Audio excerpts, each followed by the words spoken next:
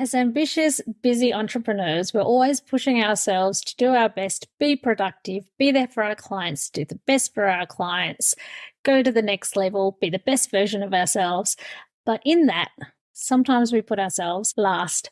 I remember someone said, to give her credit, it was Jana Kingsford, say that you are the golden goose.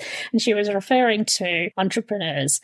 And it is so true. If you have a business, you are the golden goose. You have got to be okay. So that has really come home to me to prioritize my self-care. And that's why I think self-care is so important, because if you're not okay, neither is your business. So if you are interested in mindset and being in the best mental, physical, and all the things so that you can perform at your best, then this episode is for you. Hey, my name is Olivia D'Souza. I'm dedicated to helping multi-passionate entrepreneurs turn their dreams into reality by building a career and a life they love and making a positive impact in the world.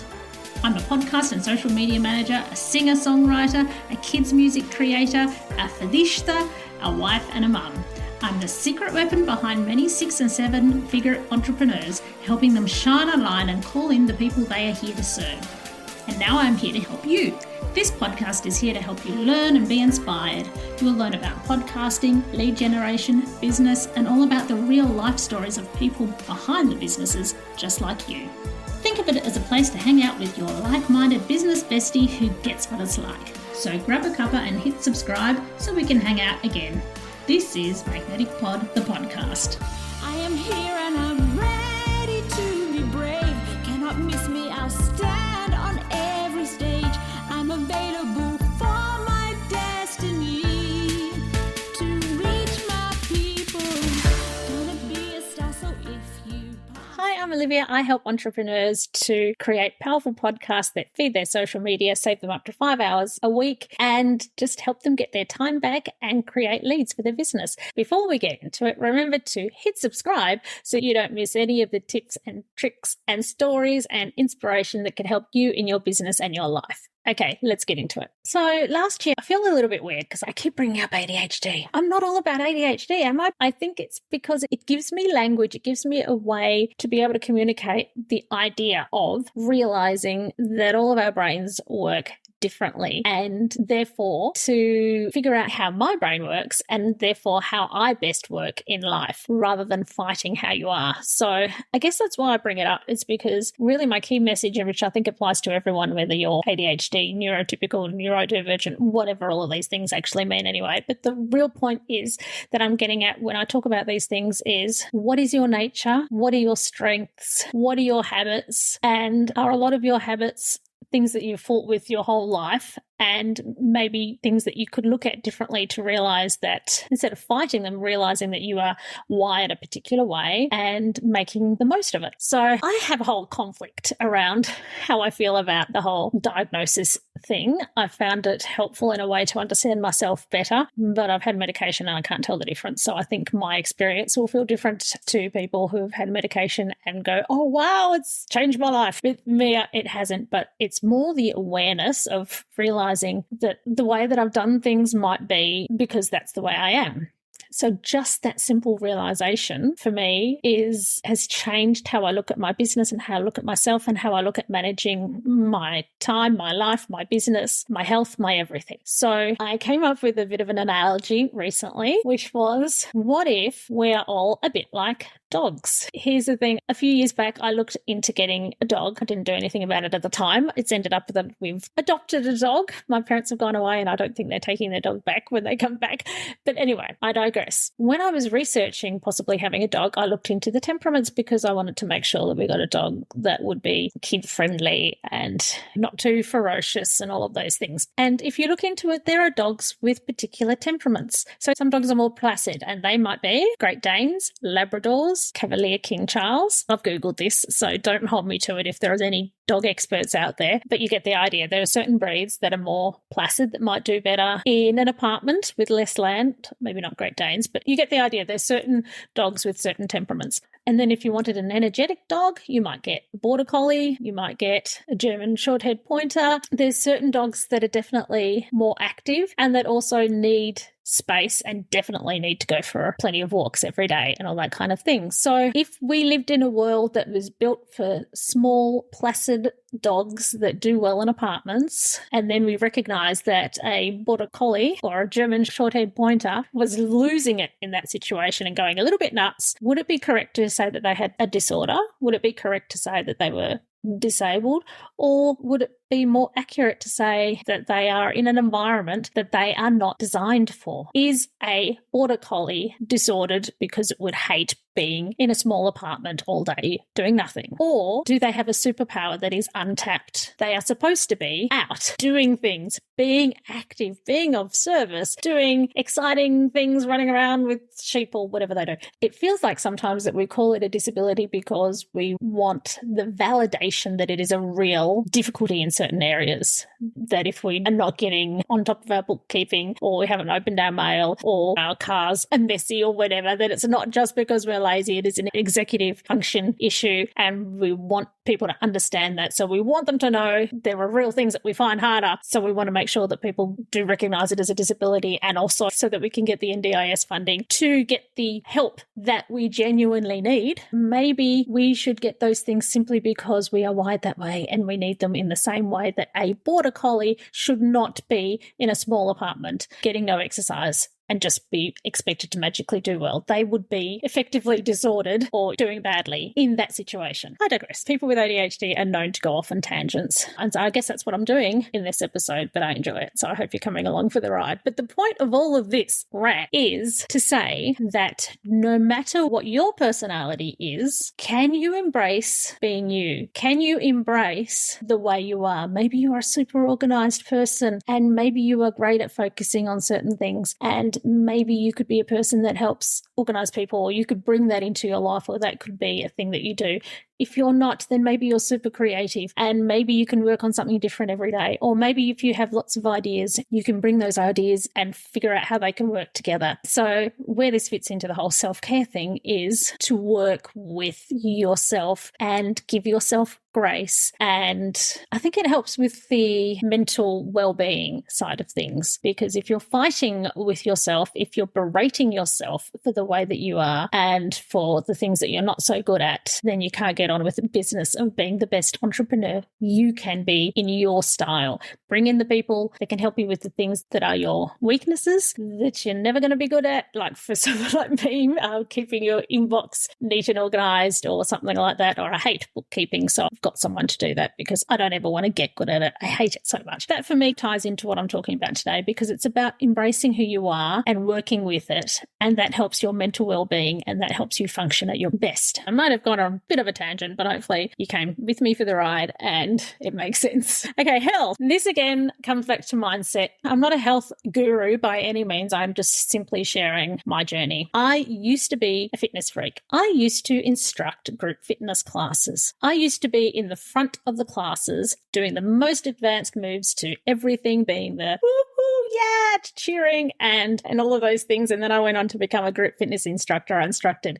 Shabam, which not everyone's heard of. It's a Les Mills program. It's a bit like Zumba, I guess. It's a party because I've got a background in music and singing and entertaining. So it was right up my alley. I was super duper fit. And I realized also that it was mindset that helped me get that fit at that point in my life, because going back earlier, there was times where I saw myself as not a gym person. I'm not that kind of a gym person. And I started off by doing workouts from home and then got more comfortable to be more fit to turn up at a gym. And then I felt so energetic that my identity shifted and I saw myself as being a gym person, a fit person. And then I had kids, and somehow I never quite got back there. And it's been like, my son's about to turn 9. So if we count pregnancy, it's been like 10 years since I was consistently a super fit person. And I have gone on this up and down, try to get fit, start to get a bit fit again, and then lose it again. And I'm like, man. And then I just have gone through times where I've given up. I haven't been keeping up a great program for a year or something. So I don't feel like I can talk about this with great authority. Let me check it back in a year's time. But for now, I want to share what's working for me for the last couple couple of months, which is to change my goal to something that I can get behind and believe that I can do for where I am at this stage, this season of my life. I have let go of the idea of being that super fit person for now. And instead, I'm just thinking that I want to be someone who moves every day. So in the morning, I get up and do something, and it can be small because I get the kids up at 6 a.m. My husband's up at 5 a.m. I don't want exercise in front of him because if I get up, I want to spend a little bit of time with him and have a coffee if I do get up that early. So basically, from the time he leaves at about 5:30ish, between there, I've got this little window of doing something. By the time I get my act together, it might be like 20 to 6 or something where I'm looking for a workout or something. So I might just do a small workout on YouTube or the Fit On app or yoga because I didn't sleep too well last night. So I didn't feel like getting up and doing something too gung-ho, but I went, I'm going to get up, I'm going to do something, I'm going to move. So I did a Adrienne yoga morning 10-minute thing and I felt like this is still good. Okay, it's not my gung-ho version of myself from back in the day, but I could feel that I was moving my body, I was stretching in a way that I wouldn't be doing otherwise, and it's got to be doing me some good. Then later in the day, what I will do is I make sure I go for a walk with my dog. So that gets me out and I make sure that I get at least, I'd like to say 10,000 steps, but reality, I find it hard to squeeze it all in. So even if I get over 5,000 steps and I've moved a bit, winning, okay? And for me, especially seeing how my husband has lost weight and lowered cholesterol and all those health markers since he went back to a particular job where he moves all day, it really highlighted for me how not necessarily formal exercise, but just simply being active really counts. And I've heard before of incidental exercise and parking further away, taking the stairs instead of the elevator. And I used to think, yeah, whatever, it doesn't make that much difference. But when I see the impact and the change in my husband from simply doing a job where he's on his feet and just a few steps here, a few steps there, on and on all day and racks up like over 10,000 steps every day without doing any formal exercise, it made the penny drop of just moving and everything counts. That's shifted my perspective on, instead of trying to be where I was 10 years ago, for now, at this stage of my life, when I've still got a 3-year-old, when I've got to be up and getting them to school on time, and it's hard to find a slot to get out to the gym and do all the things. For now, I'm happy to be moving because I think that counts. I think moving, walking, doing what you can, stretching your bodies, making sure they all do something at some point counts. So again, this is self-care. You are the golden goose in your business. What can you do for where you're at, even if it's 5 minutes? Is there something you can do that's good for yourself?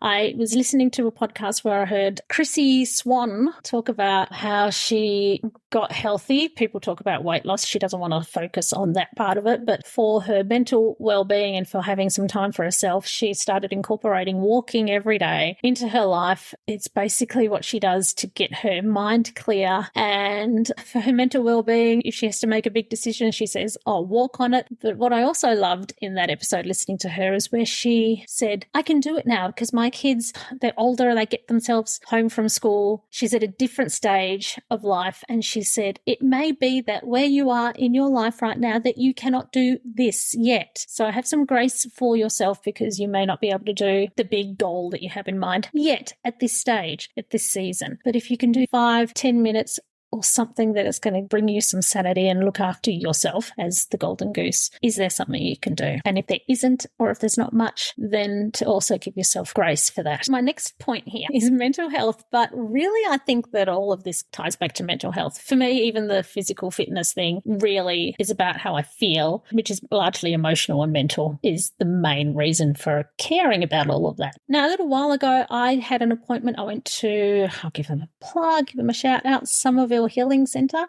Had a little chat there because I was getting a little bit too stressed about everything, and just having someone get where I'm at and being able to talk to them about it was very helpful, and also reflecting some of the things that they saw that was very helpful. But she also gave me a few tips about resetting the nervous system, and I've been using them because, of course, if you're going to sit down and do an hour or two or whatever of work, it is worth investing 5-10 minutes in some exercises, and I don't mean fitness exercises, in some activities that will help you reset your nervous system so that you are in a good space, a good headspace, that your nervous system is calm, that you're not in fight or flight, that you're not in some sort of panic mode, worrying about getting all the things done in your business, but not in a good headspace. So I'll go through some of the things. There's belly breathing. You can sit in a chair, lean forward, and you can clasp your hands together and lean forward in a chair, and it forces you to use your belly, and then you breathe in for 5 counts through the nose, breathe out for 5 counts through the mouth, and do that as many times as you need. The other thing is you can tip your head one way and look with your eyes in the opposite direction, and keep doing that as long as it takes until you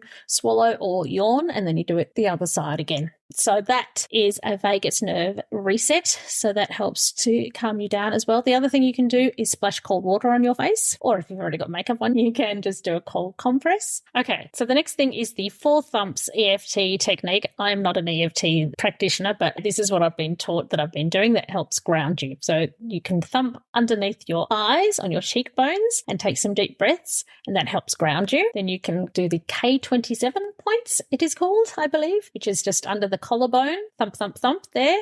Can you hear my voice like that? So you can thump there, take some deep breaths, and that is good for kidney meridians. And then in the center of the chest, your breastbone there, the thymus point, thump, thump, thump, take some deep breaths, and that's good for thymus gland, controls the life energy of the body. And then the spleen points, which is basically under the chest, under the boobs, the 7th and 8th ribs, thump there, take some deep breaths, and that can help reset your nervous system and make you feel better. So I will share links for that in the show notes if you want to follow along. There's also a video I found on YouTube that I really like, which is the whole EFT sequence, but it's for resetting all the chakras. If you're into that kind of thing, if you're following me, you probably are. So all of those things I will put in the show notes for you. The other thing that I found that I've been more aware of basically since learning all of these techniques and having this session with someone is just to be aware. So sometimes I find myself, I can feel my nervous system going, or getting myself wound up on something, or some fear trigger thing happening in my mind, or I'm starting to worry about something. And just the act of actually noticing and going, hello, what's going on here? What is my thought system doing? Why am I reacting? What is this trigger? What is this fear I have?